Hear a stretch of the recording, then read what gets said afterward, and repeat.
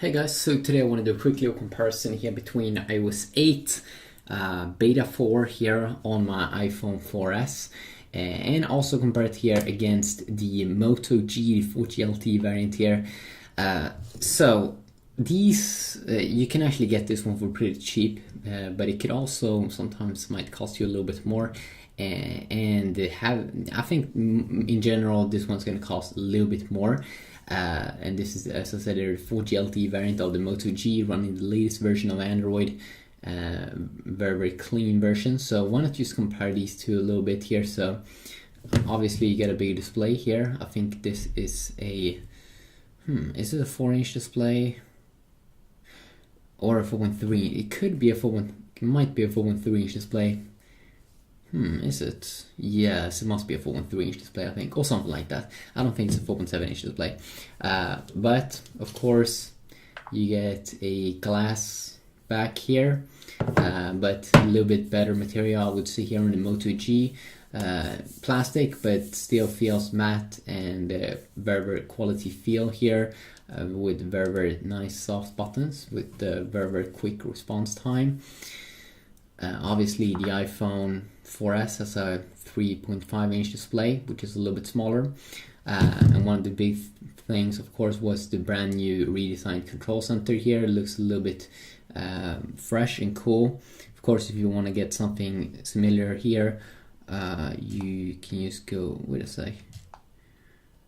Can't you do a 2-finger swipe? Yeah, do a 2-finger swipe down here with Android 4.4 KitKat that we do get here. You do get some quick options here for, let's say, brightness. As you can see on both these, you can quickly change, but also including some other things like Wi-Fi, airplane mode, and also Bluetooth mode.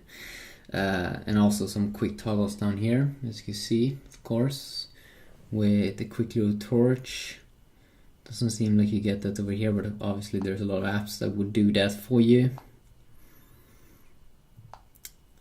So when we go in here, you can see settings here, a little bit of a darker theme versus the more white theme here on the iPhone 4S.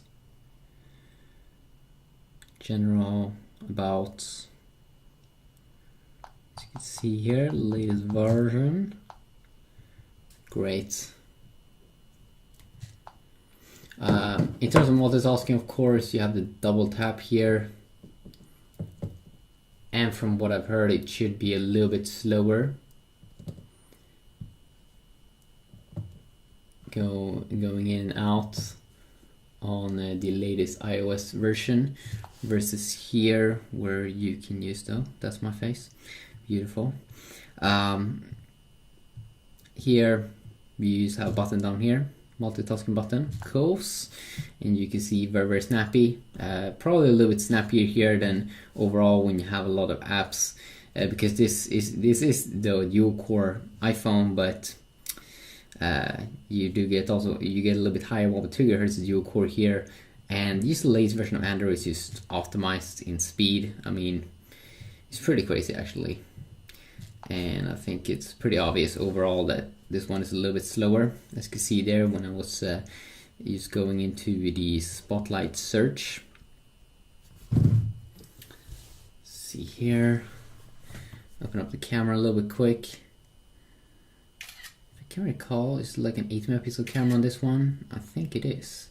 You can see the very nice UI here with square mode, photo mode. You'll also get those filter modes here and a ton of other modes here just by default in the iPhone. And this software on the Moto G, I would say, is a little bit worse because it automatically tries to focus and usually does a pretty good job, but it's more nice to have a button where you can just tap to focus, and then also control the exposure that you can on the iPhone.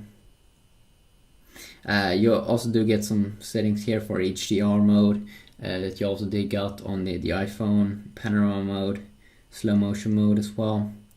So pretty similar features over there. I mean, obviously overall it is going to be what you prefer. Also very beautiful display here, very bright compared to, I think, the iPhone display, which is still good but still a little bit boring, and also a little bit smaller phone in your hand, but both very great devices. So yeah, just going to do a side-by-side comparison here, the 4S and Moto G. Peace out.